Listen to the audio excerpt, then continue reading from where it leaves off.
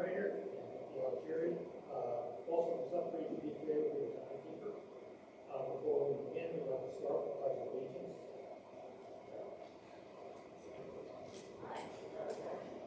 Lieutenant.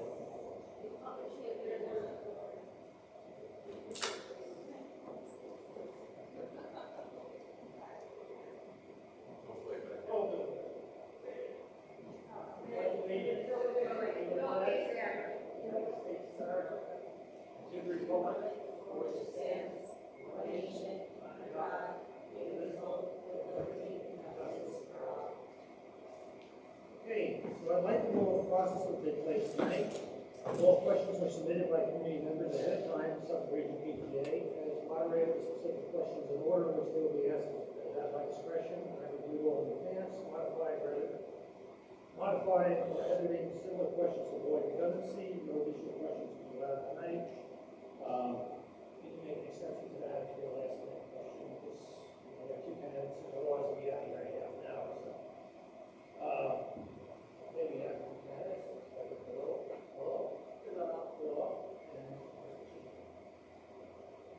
Alrighty, so just housekeeping, we'll just go over the rules. Alrighty, following guidelines for the evening as follows. No letters or statements by absent candidates will be read. Only the candidate's president may speak. Fortunately, the absent candidate, I believe, is an incumbent, so most of you are probably familiar with this track record. We ask the audience to hold its applause to the end in order for the moderator to ask as many questions as possible. As you know, this moderator for 9 people for Sub-Region PTA. Each candidate will be allowed 3 minutes to make a presentation stating qualifications and reasons for running. When the 3 minutes are up, the 9 people will ring a bell to signify that the sentence must be completed. All questions must be written on index cards reviewed and selected. It's taken care of. Each candidate will be given the opportunity to answer each question in 1 minute. When the minute is up, the 9 people will ring a bell indicating the candidate must finish the sentence. No rebuttals are allowed during the question and answer period. Each candidate will be allowed 2 minutes to make a closing statement after the last question has been asked. At this time, candidates can make rebuttals. The length of the program will be determined by the moderator prior to the beginning of the evening. I'm figuring based on the number of candidates, the size of the crowd, we're probably going to run for about maybe an hour in order to do the closing statements. Presentations will be in alphabetical order. Closing statements will be in reverse alphabetical order. Nobody should be getting out of the meeting with candidates' orders. We'll put on that respect. And moderator reserves the right to have the program if necessary. Don't think this looks like a really wild crowd, so I think we're one here also. At first, I was going to try and combo some questions, but do that. Only 2 candidates, and so I may, we have set rules, so I can't just say, well, let's go 2 minutes to respond. I'll have to keep it for 1 minute. So I may just ask each of these questions individual, and I might want to combine. This will give the candidates additional time to grow up on a particular subject. And I still stay within the rules, and alrighty, so we'll start with the opening statements, and alphabetically I'll go to Ms. Lowe.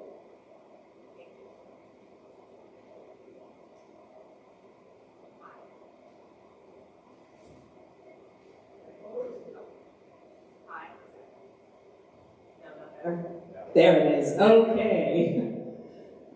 First of all, I'd like to thank everybody for being here this evening, taking time out of business schedules. It is difficult as parents. I know. I have 3 children in the high school at this point, and I know how crazy their schedules can be. My name is Debbie DeLillo. I've been a resident of South Country Schools for 20 years. Right after my husband and I married, we settled here and decided this was the right place to raise our family. Prior to being a stay-at-home mom, I graduated from Binghamton University with a business degree with concentration in human resources. I worked for 9 years in different industries, union, non-union, white-collar, and blue-collar, which gave me a good appreciation for different points of view for different people. I started volunteering, getting involved in schools when my oldest was in pre-K. And I did it, and I will say this proudly, for selfish reasons. I missed her, and I wanted to know who she was seeing during the day and what her day was like. So when the opportunity to volunteer for things like book fairs and class parent came up, I was more than happy to do that. Through that, and having two others come up, my role grew. I decided being on PTA board would be a fun challenge, which I did when my children were in Brookhaven and Frank P. Long. I'm still on PTA, still active member, looking for volunteer opportunities all the time. My girls now are senior, sophomore, and freshman. So I have seen a lot through the district, through the different schools. And the reason I am running is to be a voice for the children, to let what they tell me be heard by more adults based on their experience.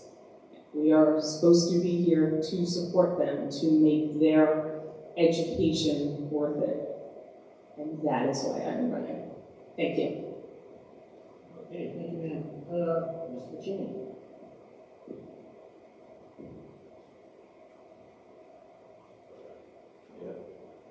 Hello? There we go. All right, well, thank you. Thank you to PTA Council, Suffolk Regional PTA. Thank you for being here. Thank you to those that are here. The few of you that are here, if I count 2 people that aren't employees or volunteers. But that's okay. I know there's a lot of people watching home. Those of you that don't know me, my name is Chris Piccini. I'm running for re-election to my 5th term. I've served 4 terms the last 12 years. For a lot of different reasons. I ran 12 years ago for a lot of different reasons. To advocate for better education, better run organization, just an overall, I think I carried the sentiment from when I was first ran to now. There's no reason that every student in our school district cannot get the same education that students get in any other school district, whether it's Three Village, Syosset, Jericho, et cetera, et cetera, et cetera. And I'm willing to continue fighting so that happens. Truth be told, I didn't know I was going to run again. I think the last 2 elections I said this was it. The last election was during COVID, and I felt that my voice was needed at that time. And the community agreed, and the loss I had the last 3 years. As I face this year, whether I wanted to do it again, and I'll say that, for both personally and professionally, the last few years have been difficult for me. I think I have some pretty strong convictions of why I want to run again. And I think my experience, I think my perspective is still valuable and still needed on the board and our administration. I think if you look at our district, it's gone through a major facelift over the last couple of years, specifically in top-level administration. I don't believe there's a cabinet member in our district that's here more than 4 years. I think our assistant superintendent is the longest for 4 years. And I think that my experience can help guide them and the board through what I see could be potential pitfalls coming. I think there's a lot of challenges coming in the next couple of years in education, specifically in school district financing and revenue from the state. It was a dicey year this year, and I believe there's some warning signs in this budget process that spell trouble for the coming years, and I believe that we've got to be well prepared to manage that. So, 30 seconds. That's really all I've got. Don't let anybody tell you it's less intimidating to speak to an empty room than it is a full room. I kind of feel like a band playing to an empty arena right now. So, but I do appreciate everybody that came, and I appreciate those that take the time to do this on the YouTube channel or wherever you post it, because it is important that you understand who we are, why we're here, why we continue to do what we do, despite the people that are close to me telling me I'm crazy to keep it. The truth is, I love being a school board member, and I really have to return for those 3 years. Thank you. Okay, thank you, sir. The first question will go to Ms. Gallo. And what do you feel is the top priority issue facing our district currently, and what is the one thing you would do to help rectify that issue? I think the biggest problem right now are our testing scores. Our scores are low county-wide. I think that by reallocating some teachers, which seems to be what the district is doing, to help with reading on the lower grades would be beneficial. I also think that encouraging parents to say it's okay to take a test, that a test is not going to hurt you. In life, there are tests every day, and if you learn early that you can dodge them, you won't learn later how to take them. Okay, thank you. Mr. Genie? Can you repeat the question real quick? Sure. What do you feel is the top priority issue facing our district currently, and what is the one thing you would do to help rectify that issue? You know, it'd be hard pressed to find one pending issue for our district and public education as a whole. I think you heard me briefly mention what I believe is going to be very difficult school district financing over the next few years. I think that's really going to be a problem that needs to be addressed. There's not a simple solution, so we know what we're going to be dealing with in the future, so I can't say I have an issue for that. But the two top issues I think facing our district and basically any district right now would really be what I call the COVID lapse. The hangover from COVID for some of our students. Had a conversation with Bobby just tonight about the impact on specific ages and what that's really done to them. But really, I don't think there's an issue in education that's more challenging than the mental health crisis. I think there's still a lot to learn about kids and the challenges they're facing today. And I think education as a whole just might be getting it wrong a little bit. And that's not a slight on people, but I just think the whole concept of how we're handling kids, the situations we're putting kids in, on top of the stresses that kids are feeling today from increased social media, the unlimited access to unedited news is, I mean, I have two 13-year-olds and a 20-year-old. They know about things before I do, before it's on the news. They see these unedited videos that they mention on the news that, too graphic to show on the news. They've seen it. That impacts these kids, and everybody's coming together at school while they're being pressured through social media and peer pressure to be and act a certain way. So I can't say I know exactly what needs to be done. I just know we need to think of it maybe a little bit differently. We need to deploy resources differently. I think we need career mental health professionals working in schools versus educators learning how to be mental health experts. I think that's an idea, it's a thought process. I just think those are the kinds of conversations we need to have. Okay, thank you, sir. I'll come right back to you with the next question. What are your thoughts on the current and proposed budgets for the district? I think the administration did a really good job of creating efficiencies, being able to present the public with a budget that stays within the tax levy. But it's still challenging. When you look at what's really happening in inflation, inflation's not going down despite the best efforts of federal government, it's going up. So there's some challenges there that, it's hard to add, right? Everybody would say, why can't we have new bathrooms? Why can't we have, more and more staff? Why can't we do all these things? And it's a challenge. It really is hard, but I think the administration did a really good job to navigate some of the obstacles. We didn't cut any programs.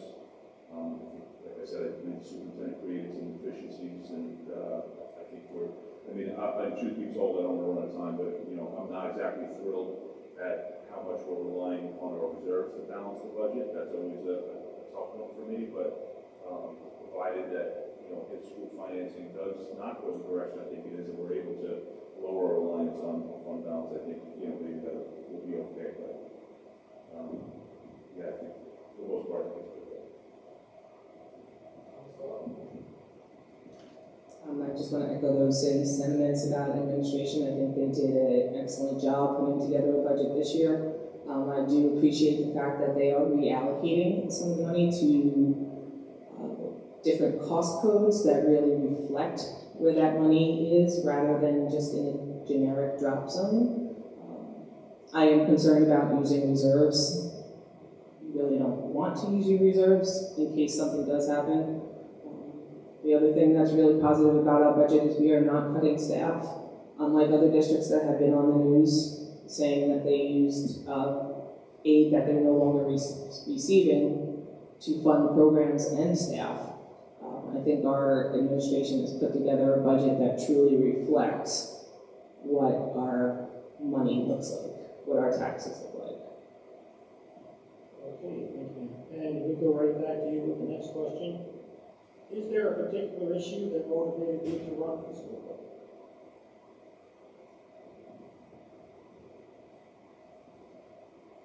I think the biggest issue that motivated me was the academic rigor of our district. I feel that it could be improved. I think there could be, and we are moving in the right direction, more courses offered in the high school to challenge. I know a lot of the kids are intimidated by AP because of the test that comes at the end of the year. But I think offering some more career-based classes would be great. Also, some college-level classes that children have the option, they can take the class, take it for college credit, or basically audit it as a high school student so they're more prepared for when they get to college what a college class would look like. The other thing that motivated me was the word I've been using is unhappiness associated with our middle school. I think something needs to be done in this building to talk to people. I understand middle school is a tough age. There is a lot going on with those kids. They're coming together. They're trying to figure out who's who they are. I don't know if it means more counseling or if it means different classes being offered, but between the academic rigor and the middle school, that is what motivated me to run. Okay, thank you, ma'am. Mr. Pacini? So what motivated me to run? Rerun. I probably answered that in the opening.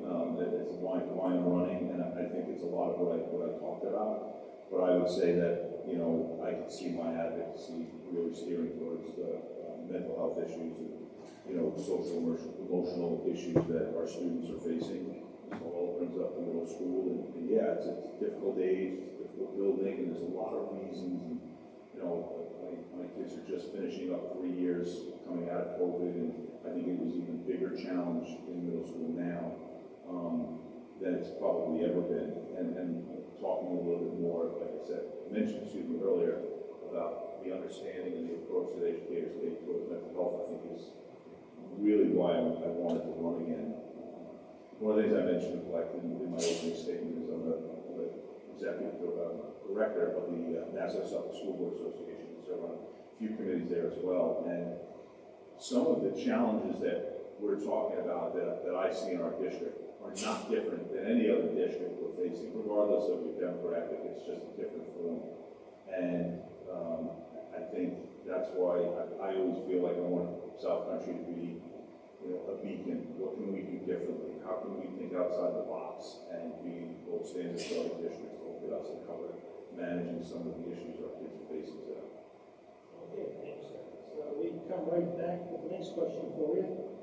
Considering the district will likely need to take out a bond for approval in the near future, and we're still paying off what remains of a $110 million bond taken over 15 years ago, would you support another bond in the near future? In the next 1 to 5 years?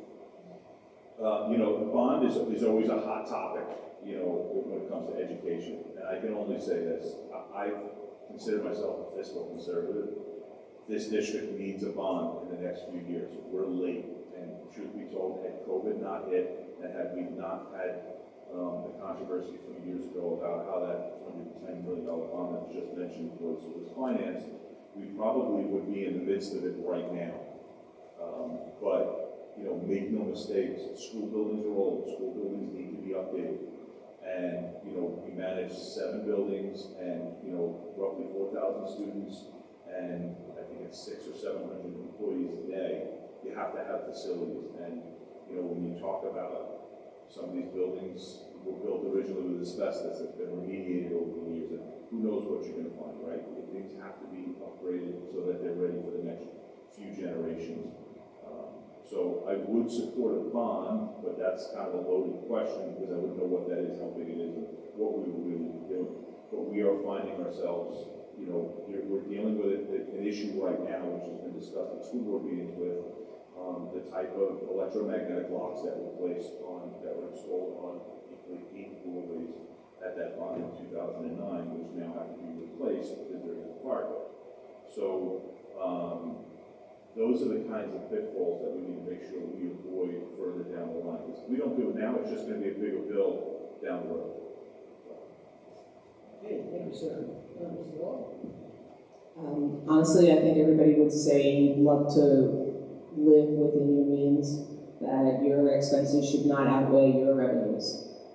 Unfortunately, as things come up, sometimes bonds are needed. I would vote for a bond if it was needed to maintain the safety of our schools, and that's what it would be for. It would be for some kind of improvements. As Mr. Pacini just mentioned, those magnetic doors, the state's coming down saying that we have to change them.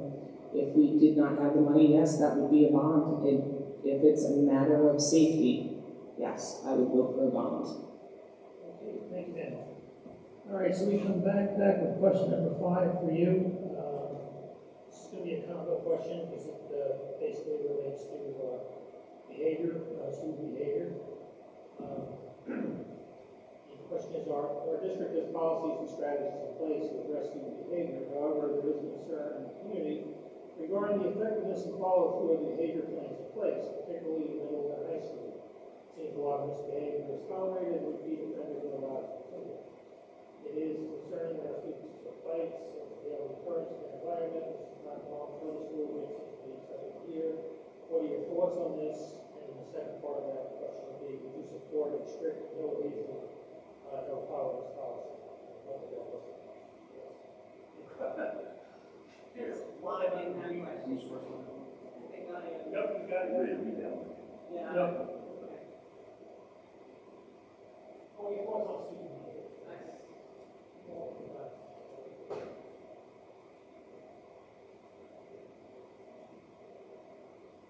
It seems to me as a parent, every few years there's a new catchphrase used for correcting student behavior. Our current one is restorative practices. From what I am hearing, there is good things that come out of it. There are conversations that are being had that might not have been made if it was a strict, you do this, you get expelled. You do this, you get detention. There's no questions.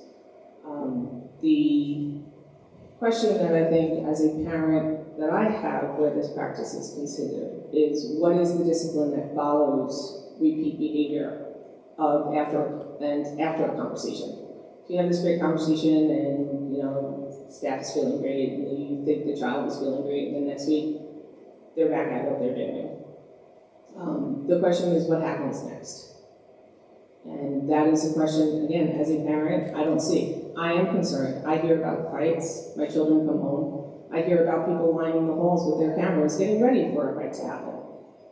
I think that's atrocious, but I also think they're kids, and somehow it just needs to be reined in.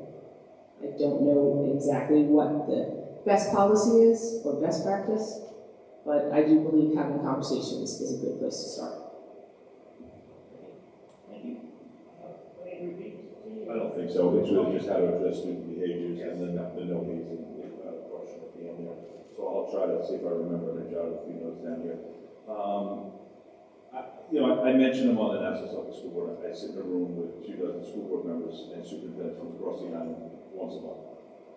The problems and the issues that are being discussed in regards to student behavior are not unique to South Country, regardless of what the impression is. A lot of times when I hear questions like that, I can even kind of sense where it's coming from. I could probably guess the age of this parent's kids and what school they're in, right? A lot of the behaviors and the incidents that are discussed in the community are fabricated and they're exaggerated. And I'm the guy 12 years ago that heard about, a fight, and I would have been the first one to say if the kids had to have happened, right? This kid saw it. Again, I put 3 kids through the middle school, and when you really start interrogating kids about what they know, what they saw, it's usually nonsense. And the discipline record reports don't necessarily reflect what's discussed in the community. Now, what to do, and I think it goes back to what I've been talking about since I've been here about mental health. I think there's a complete amount of time. I'm going to come back to that one at some point because I need to get to the camp. I'm sorry about that. Sure, that's two sets of questions. Yeah, yeah. Okay.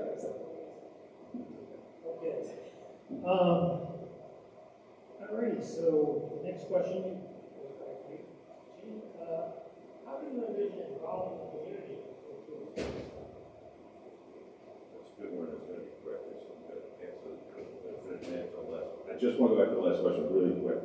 I just want to talk about what you can do. I think it's very important that as a community, as a school community, we understand the difference between a kid acting out of bad behavior and a kid in crisis for some other reason. Why are kids acting this way if incidents really are up, if it's different from us? What's influencing it?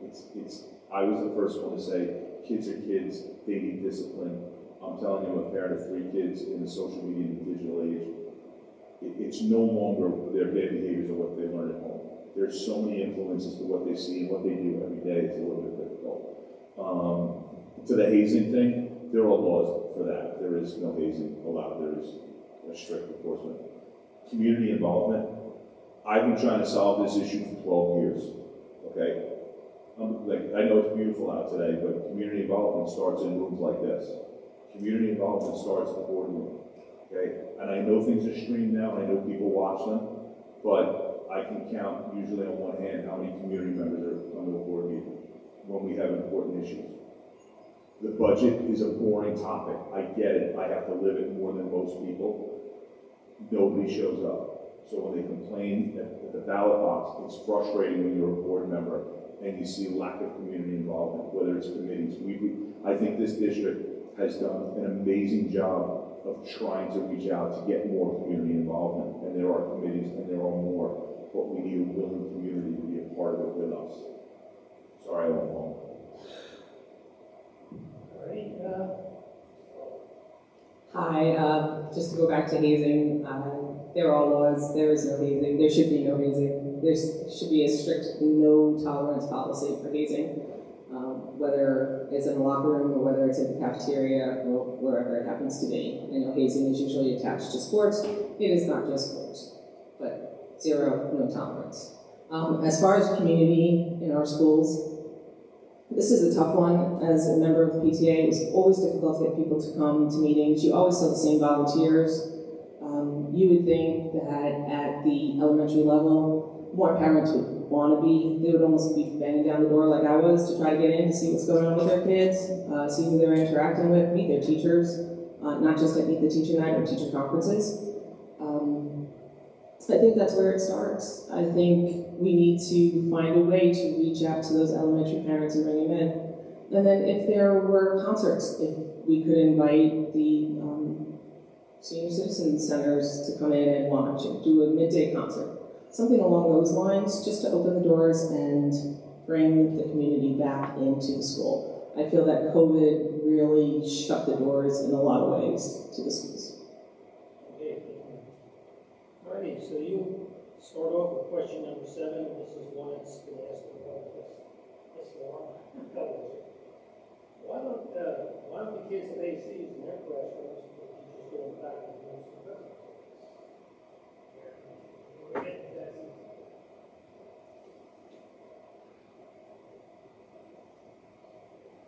Not all softball questions. Thank you for whomever submitted that question. That's a tough one.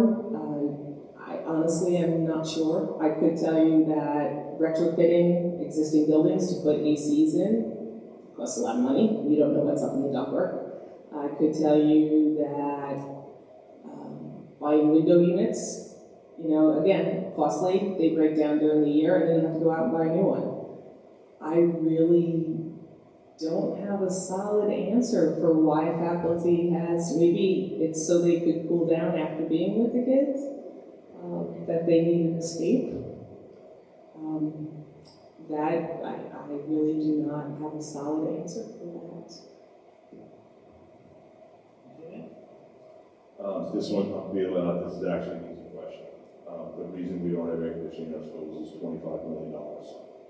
That's what it would cost. So, truth be told, this is a subject for me, because I believe that every one of our buildings should have central air conditioning. And when somebody asked about a bond issue, to me, that helps increase student achievement if they're more comfortable.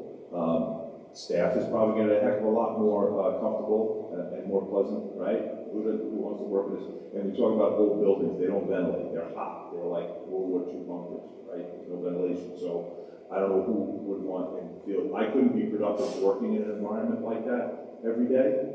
Now, why they're in the principal's office and the faculty room? Probably because years ago, teachers and faculty would wear, principals and faculty would wear a jacket and tie every day. And, you know, that's a little tough, so if kids won't wear a jacket and tie, maybe that'll be the spur. But I'm all for it. If we can afford it, I'll do it. But that gets into why does it cost $25 million?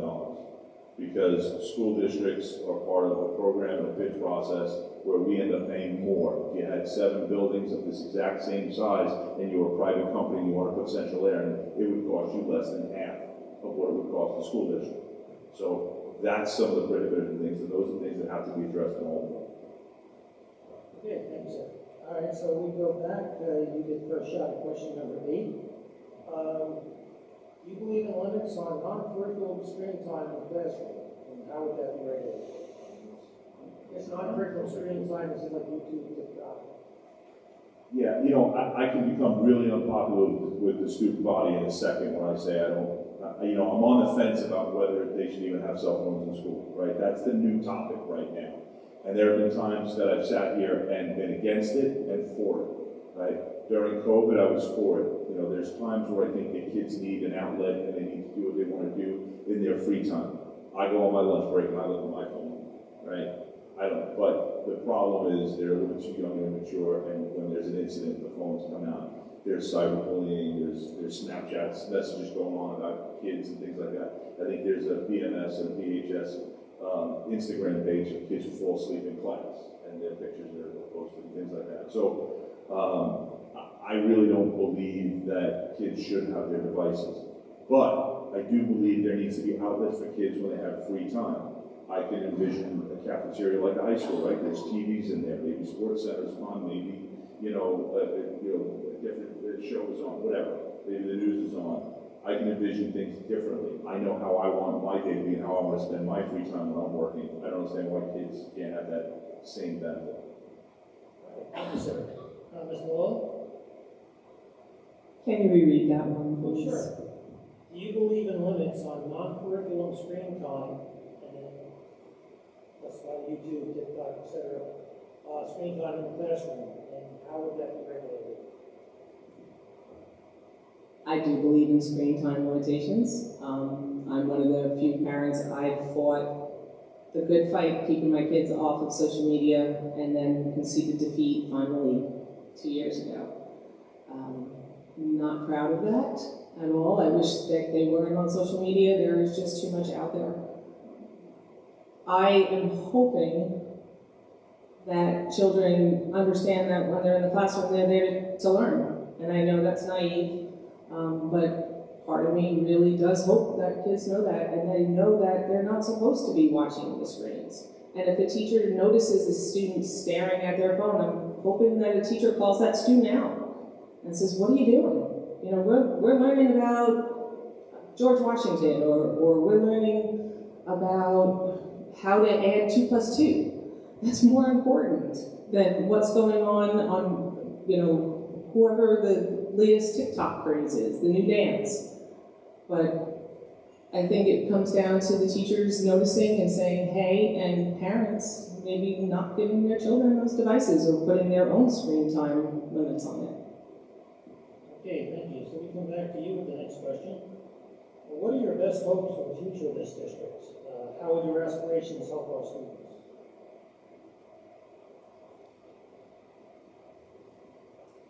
In a perfect world, our students would all be going, acing all those tests. We would be getting all our aid from the state. We'd be able to implement all the programs that everybody loves to do. And that would be a perfect world, which we will never live in. it would be 100% graduation rate from high school. And then the children, or young adults, as I was told today by my child that she is, making that choice on what they want to do, and the world saying that's okay. If you want to go to a 4-year school, great. If you want to go to a 2-year, great. If you want to enroll in the military, fantastic, we're going to support you. Not taking the view that if you do not go to college, then you are not going to be successful. That is a horrible view to put on an 18-year-old, a 17 or an 18-year-old. They need to know that their choices, what they decide to do with the rest of their life, is important and it matters, and people will get behind them. All right, thank you. Mr. Gino? Oh, sure. What are your best hopes for the future of this district, and how are your aspirations so far? I've had a lot of hopes for our district, and I still do for many, many years. And I can talk about, specific achievements I'd like to see where we are. But for me, this is a simple question, simple answer. I want those outside of our community to look back at us and say, what a great place this is. And I want our students, when they leave here, and our staff and our community, to be proud to say, my kids went to Gulfport High School, they went to Gulfport Middle School. I've coached a lot of youth sports over the years. My kids have all played sports. I've been in other buildings. I've been in other places. I've been people come here. Some of our kids are, they go to Smeltport, or they got, we're looked down upon outside sometimes. Because people don't understand what a special place South Country is. And I believe that. I believe this is a special place. I've had many opportunities to leave. I love it here. And I want everybody else to understand why I love it here. And I want everybody to see what the best of us is and what we have to offer. And remember, like I said earlier, there's no reason anybody in this district, any student, can't get the same education anywhere else, no matter where you are. That was the principle that I ran on 12 years ago. My wife is sure knows that. But anyway, thank you. Okay, thanks, sir. And we come right back to you with the next question. What was the first proposal, the first thing you would like to see get done if you get reelected? There's always a question like this, and I always answer kind of the same way, right? Board members don't run a school district. I don't have a proposal. That's for educators to tell us what they think we need for our district, and it's our job to hold them accountable for the success or failure of whatever that initiative is. So I'd love to come in and say, I hope we get this new math curriculum, or I would love to have new science labs, or can we do that? All those things may be wonderful. Okay? I'm not the guy to ask that, because I'm not an educator. I'm a school board member, I'm a volunteer, I'm a father, advocating for my kids and others. And I don't want anybody to think that, I'm here to run the district. Board members are here to provide oversight, be involved in the budget process, and hold the administration accountable. And that's what I plan to do in the next 2 years, like I've done for the last 1. All right, thanks, sir. Mr. Wool, what is the first proposal, the first thing you'd like to see get done if you're up?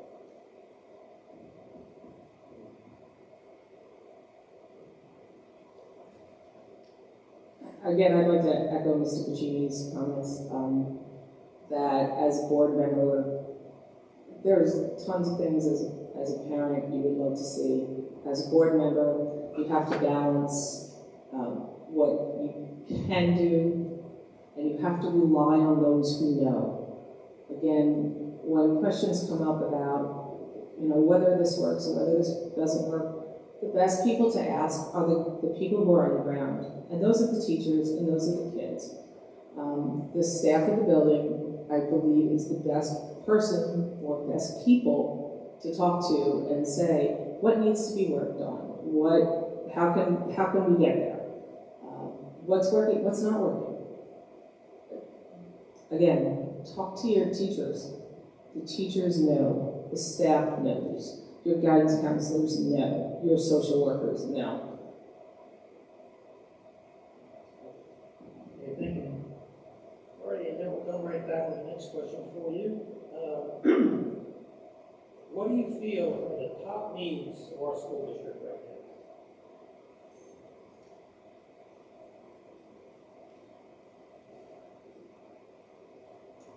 The top needs of our school district are, one, to get more community involvement, to get more faces, to get more voices being heard. Second need of our district is to get those test scores going. to get them going up in a good direction. When you look at the charts and you see where we compare to county and the percentage of students taking the test, it's rather sad for our district. If we want to be looked upon as a strong district, as a district that's growing, as a place where people want to be, we have to be able to compete with the fellow districts around us, and that is what those test scores reflect. Okay, thank you, ma'am. Mr. Cheney?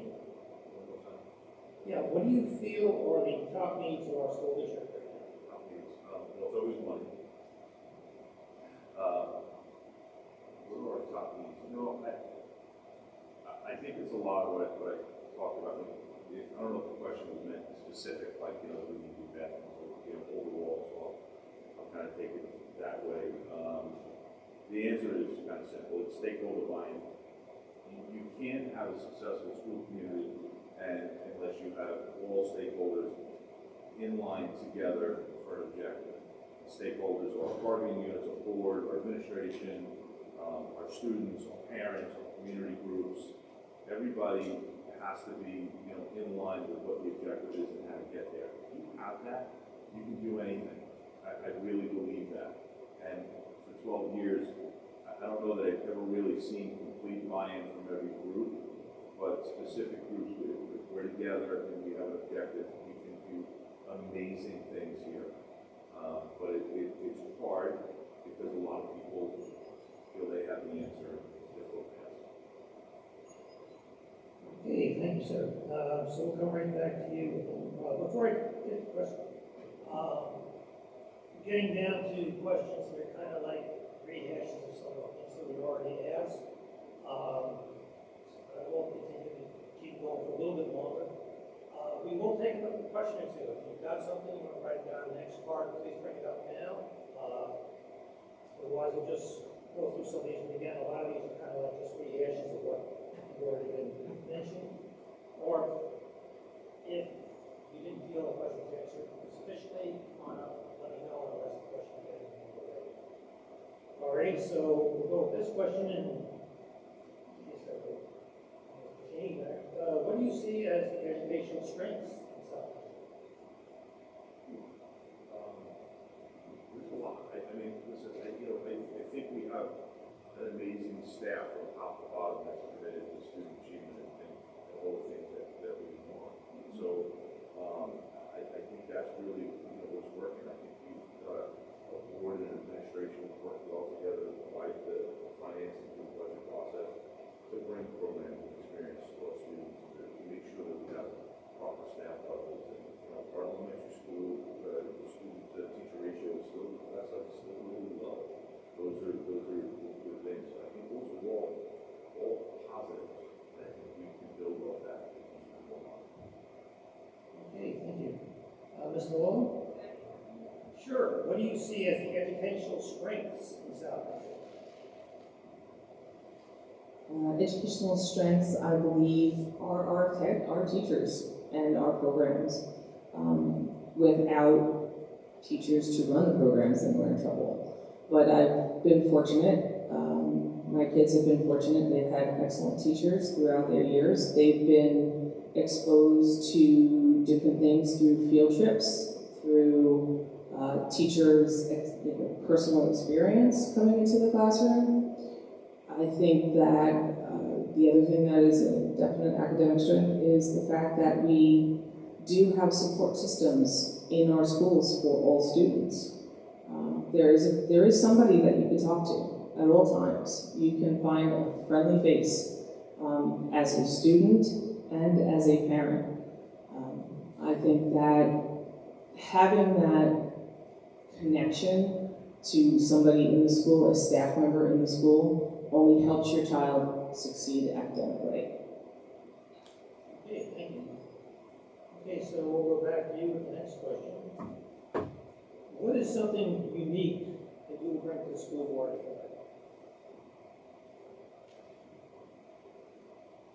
I guess that everybody has a unique perspective, and just being a person gives you that. I think one of the things that I will bring to the school board is a voice of a parent who has been through several different situations, good, bad, indifferent. Somebody who has been in the classroom with their children, somebody who talks to other parents and hears what's going on, who also talks to other kids and says, okay, this is what I heard. Come tell me what happened. Come tell me your view. And we can find the truth and give the truth spotlight, and also give the kids a reason to want to talk to somebody by being that voice. My uniqueness is my unabashed ability or lack of shame to say what's going on. Tell me what's going on. I'm here and I'm willing to listen. Sit down and tell me what you need, what I need to know. Okay, thank you. Mr. Cheney. I don't know that I'm a very unique person, to be honest with you, so that's a tough question. But I think I'll bring exactly what I've brought for the last 12 years, which is honesty, compassion, passion for what I do. There's enough current board members in the room to know I'm an emotional guy and I'm passionate about what I say and what I believe, and I'm strong in my convictions. So I'll continue to bring that, as well as being, I think, a fair, straightforward person who's willing to have a conversation with anybody, whether I agree or disagree with you. I think I enjoy just having conversations, fruitful conversations with people I disagree with and people I agree with. So I think that would be it. All right, thank you. Any more questions? All right, so I'll ask you. The ladies working on her question, and that is, are there any questions that were asked prior to this that you didn't have ample time to answer? You want to elaborate on anything? Is that to me or is that? And actually, that goes to you. Great question, I'm glad you asked it. I wanted to go back to the discipline and the comment on hazing from a little while ago, because I think it's a perfect example of, I think, what it's like to be a school board member versus a community member when something is buzzing through the community and it displaces the media. Little to nothing I can say on specifics, and I've implored people that I know personally, and I've said this before. What you hear in the rumor mill, whether it's online at the supermarket, whether it's on Facebook, whether it's at a social event, it's probably not accurate. And I think the struggle of being a board member, the hardest thing that I struggle with is when people make an assumption without all the facts as to how we feel about an incident. And, you know, discipline is always one of those instances because, you know, there was 10 fights today in middle school. No, it wasn't. And, you know, what constitutes a fight? Most of the time it's a shoving match, it's an argument, things like that. So, I think that would really be it. I think, I don't want to, I'm sorry.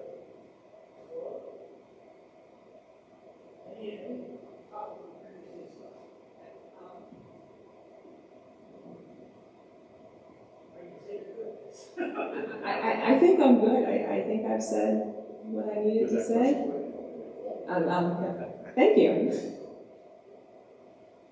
Now you all know who asked it. That's okay. I got embarrassed.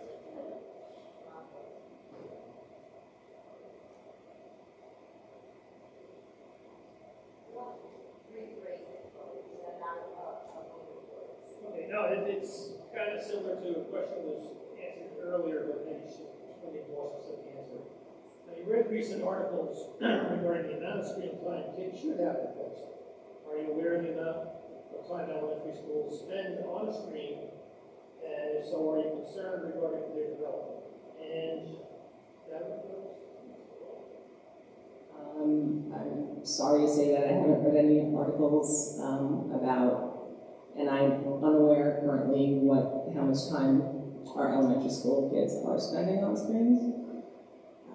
I'm hoping it's not that much, but I'm also aware that with any kind of testing that is being done, the NEWAs or the state testing. Those are screen time tests, and part of what's happening in the elementary school is the teachers, they almost need to teach the children how to use a computer mouse, because the kids that are in elementary school now, everything is touchscreen. So there does need to be some computer time, some screen time. I don't know if you would consider the eNote board as screen time, depending on what the lesson is.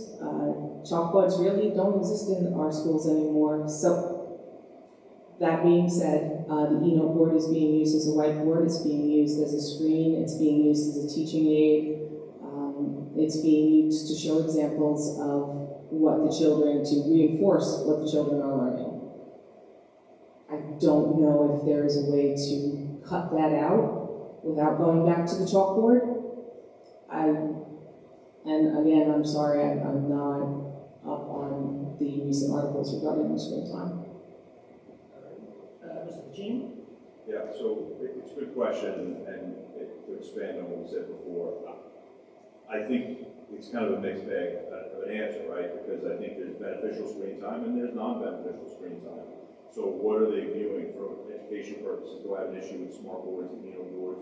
No, because I think there's a lot more to the imagination when you have access to those things. And I see, again, my wife's been an elementary educator for over 30 years, and the excitement she's able to bring by using technology to bring lessons alive, I think is beneficial. Do I think kids should be assigned to go watch a YouTube channel and learn about this? No. Do I think we're still too reliant on Chromebooks at this point after the pandemic? I would say yes, that's a frustration that I have. I'd like to see a little bit more writing. I mean, listen, we all know the joke, teenagers don't have to sign their name, they don't have really great handwriting, it's not used as much in screens, but screens aren't going away. Technology devices are not going away.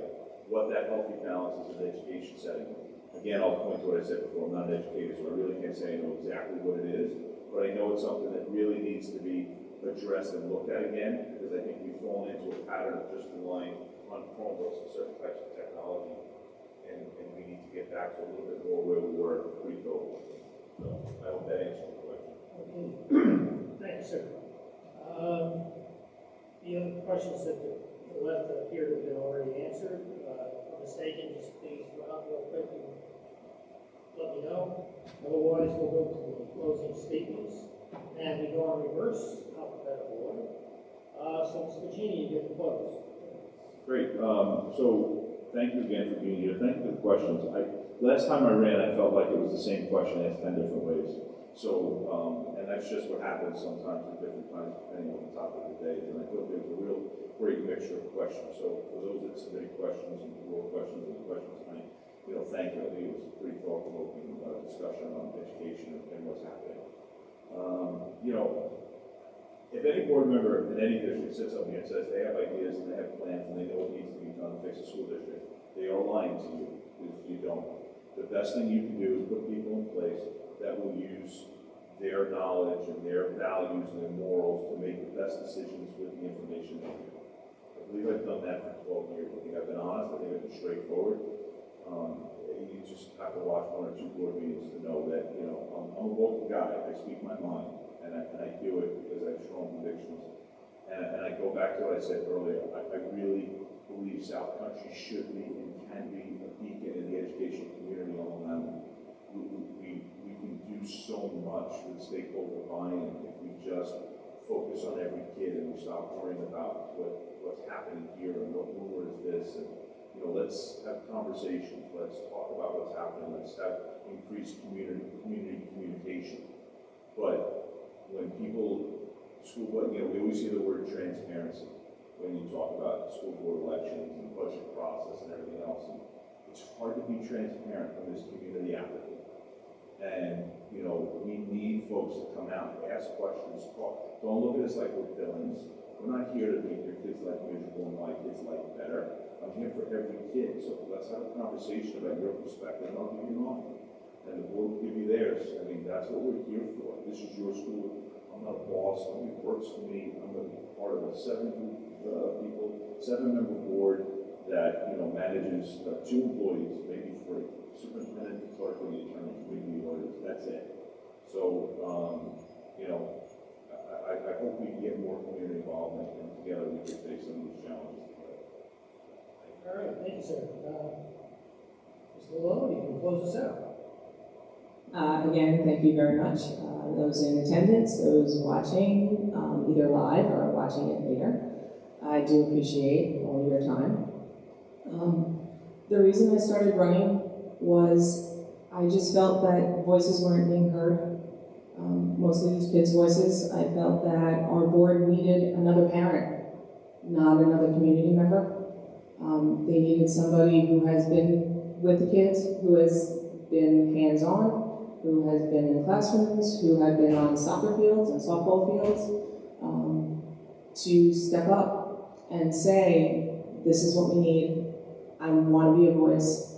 I want to be somebody that you can come to and talk to and say, this is what I'm seeing and what can we do about it? And then try to bring that up and see if there's something across the district that we can do. As a board member, there are certain things you can do and certain things you can't. And that is one of those things that I'm going to learn if I'm elected as a new person, as a new voice who says, I don't understand why. And why can't we? And how about? That is what I would bring to the board. A new voice, a voice for kids, and a voice that will listen. I'll sit down, you can tell me what's going on, and I'll do my best to help you out. And that's how I've always approached it. Again, I started very selfishly to see what my kid was doing. As I got more and more involved, I realized that, it was great getting the random hug from a kid who said, I saw you at the book fair and you helped me get this book. Or, you're the flower sale lady. You told me about this flower. And they just come up and they would hug you and run away. And you'd have no idea who that child was, but you made a difference. And that's what I want to do. I want to continue to make a difference for our children. Thank you. Okay, in closing, I just want to thank both of our candidates for great discussion. And I also want to thank the crowd for some great questions. Honestly, I kind of panicked a little when I looked at the size of the crowd. I said, how am I going to make this thing go more than 15, 20 minutes? I mean, but I got more questions than there are people out here, so I appreciate your all excellent questions. And I think you have to learn a lot about the people running the school board. So thank you very much. And on behalf of the PTA, thanks for showing your interest and your hopes. Thank you. Thank you, everybody.